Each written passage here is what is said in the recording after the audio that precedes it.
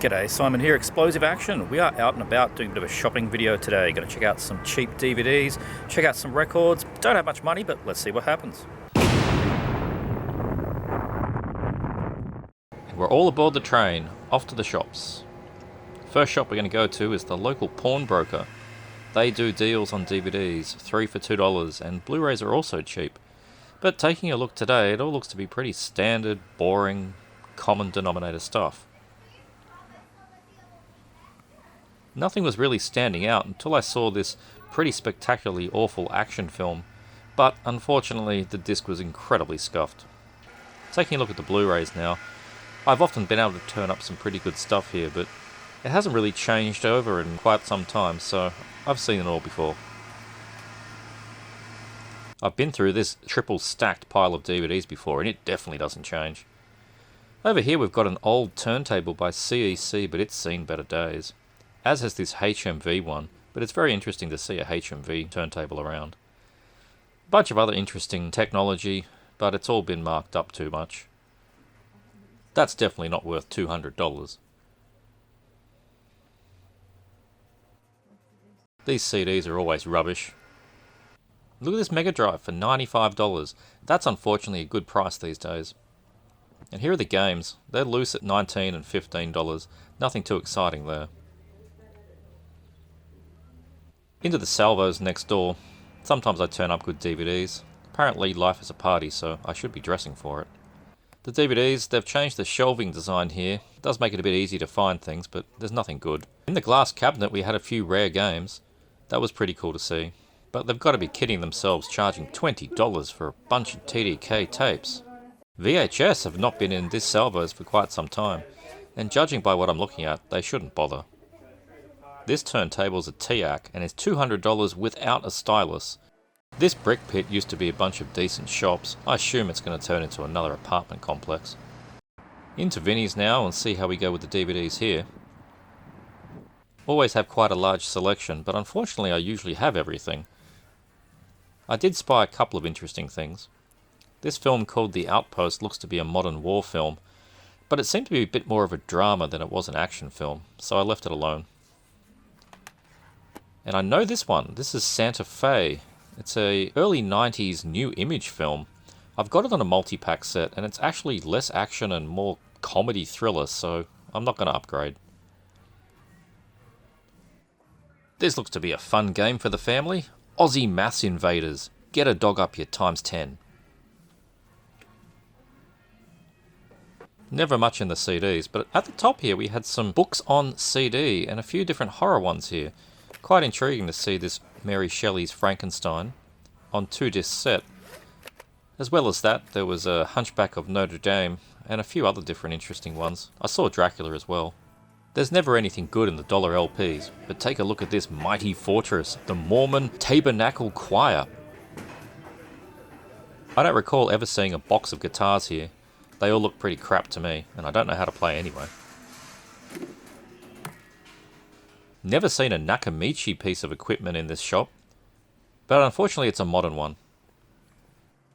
Into Egg Records now. The heavy metal section doesn't really change. The only thing that has is this Ozzy Osbourne at the front.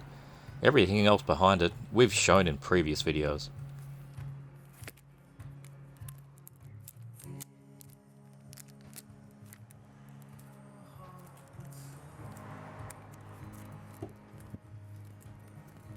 Into the metal CDs, it looks like somebody had dumped their entire Riot collection. Quite a few albums here, some of them on old Metal Blade releases, but I'm not really a fan of this band.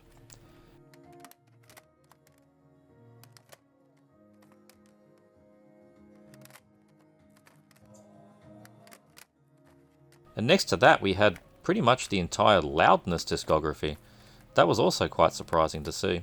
If you like your Japanese heavy metal, get on down to Egg Records.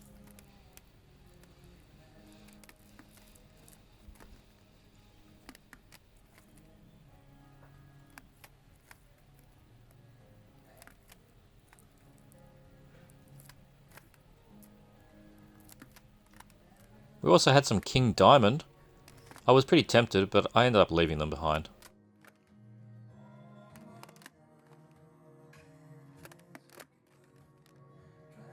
And a newer Obituary album at the back there.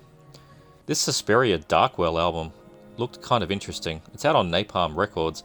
I gave it a quick listen. It's gothic metal. This Lunar Aurora has been there for quite some time. It's an excellent album and somebody should be picking it up. Taking a look at it in the punk section was Blooddusters Fisting the Dead. This is the original Australian edition on Dr. Jim's Records.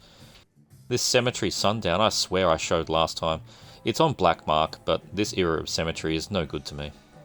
Taking a look in the toys section, we had some very overpriced loose Star Wars figures in front of a Batmobile, a 2001 Space Odyssey, and some X-Men figures.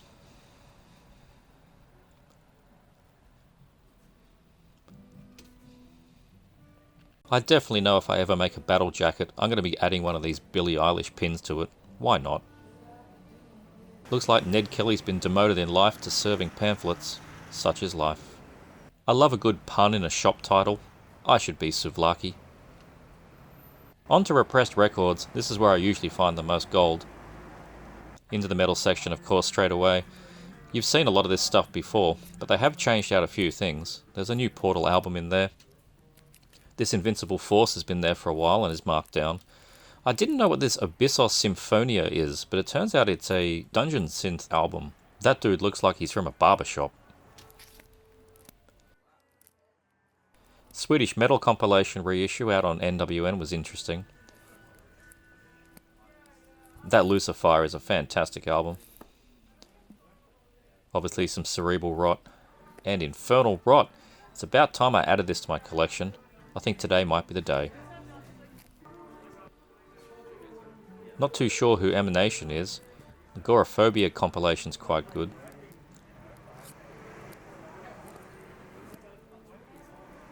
This Sulphurus is really good stuff.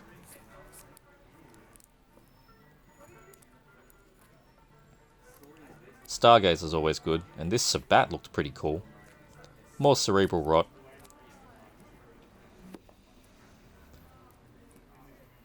A few Grave Miasma albums in here. They're a really good band and really good live.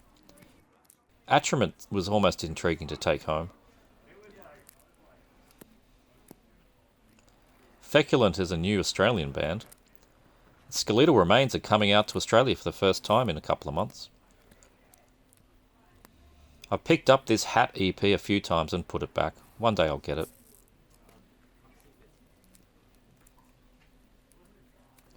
Absolutely love this album. I've got it on CD though, so I won't be double dipping. Very surprised to see this Dissection Rebirth of Dissection live DVD. It's got a lot of the Rain Chaos songs on it. This was filmed around 2004. Into the Metal and Grind section, and we have a Vassileth EP out on Blood Harvest. Very strange thing to be finding. Taking a look at the metal CDs now. Couple of things here I didn't quite recognise, but that Incandescence is awesome. So is the Spectral Voice and the Spire albums.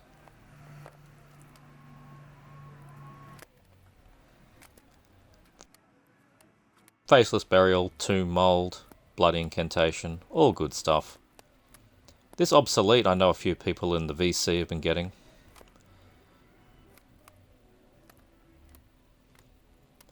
This Holder compilation's got really good demos on it, but I've got the tapes. Seeing the Alchemist Tripsis album here was a surprise. That's quite out of print. But this Lich King, Born of the Bomb, that nearly came home with me. Lycanthia was an Australian goth metal band. Haven't seen this EP in a while. This is where I adopted my new cats from.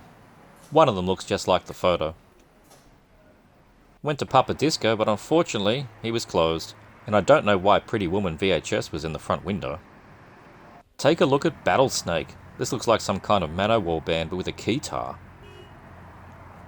Well, I didn't buy enough today, so I thought I'd win an auction on eBay. That Grinder LP's on its way to me. This burger was delicious. And I'm onto my first of many beers.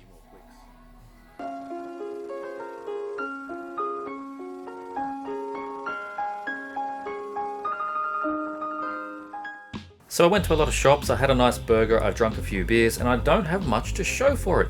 In fact, I only have one vinyl record. None of the DVDs were any good. No CDs took my interest really. I have one album, which you did show me, see me show, which is the Internal Rot, Grieving Birth. Melbourne Grind Perfection. Do not know why I've not picked this up before. This came out in 2020. It's the band's second full length. I've seen international YouTubers showing this thing, and I've just been leaving it in repressed on multiple occasions, and I never picked it up. I think it went into my mind of, it's always there, I can get it anytime.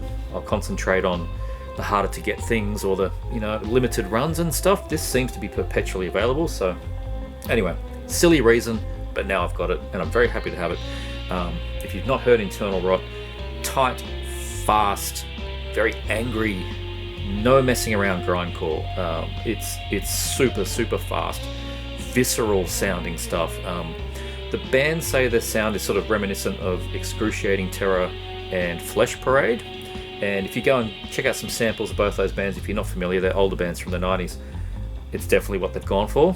Absolutely accurate description of their sound there. The name Internal Rot is named after a Hemdale song, so you know that'll give you a bit of an idea as well. Though these guys are not as brutal, and you know there was a bit more gore and death in Hemdale's sound. Not so much here. This really is just fast and tight and loud, visceral grindcore from Melbourne. 3-piece band. Have a look on the back. We've got Brad on guitars. He also runs a record label, distro, concentrates on grindcore, death grind, noise, things like that, called Radical Blagst, which is a great name. It's a really good distro. I've ordered from them a few times. Also we have Christoph on drums. He's in other Melbourne bands like Contaminated, really good death metal band. Other grind bands like Incinerated, Headless Death, really good stuff. And Max on vocals, who's just shrieking it out, just like barking out, high-pitched barking, shrieking it out. He is the drummer from Faceless Burial. Very technical drummer and a very straight-ahead, screamy vocalist on this album. So really cool to see him doing something different there. Yeah, so, and it was all mixed by Jason Fuller, Jason PC, formerly of Bloodduster, who runs a recording studio down there in Victoria. So lots of Melbourne grind pedigree involved in this album. Really cool stuff. Very happy to have it finally. Of course, you know, it's 22 songs. It barely goes for 25 minutes, or 22 minutes maybe. Just, you know, doesn't overstay its welcome at all. And comes on, I think there's a few variants of this one, but this one's on sort of a translucent smoky red, which is really nice. Comes you know, it looks like it goes with the cover art, matches well. That's what I'm trying to say. So there you go. Internal Rot. Yeah, no idea who this is on the cover. Looks like she's from some kind of soap. You know, expect to see her on Neighbours or Home and Away or something. I have absolutely no idea who that is, but what I do know is that this is tight and fast grind. That's all I've got to show you. Didn't pick anything else up, but I did have a very good time this afternoon on the Heavy Metallurgy, I can never say that properly, live stream. I was on there with Marty and Alan, of course. Melanie loves death metal. Melanie was supposedly going to join us, but unfortunately she was unwell, so the three of us kept that one going. We did a really cool topic. We did a keep or reap on extreme metal, death metal, black metal, doom, a bit of grind in there as well. We had good fun for 4 solid hours. I'm really tired and I'm filming this little segment now. I'll leave a link to that below. You can go and check that out because it's been uploaded to YouTube after the stream. So do go check that out, and yeah, hope you enjoyed my little walking trip around the city, taking a look at all the shops as usual. If you enjoyed this one, please like, subscribe, check out that thing. See you next time.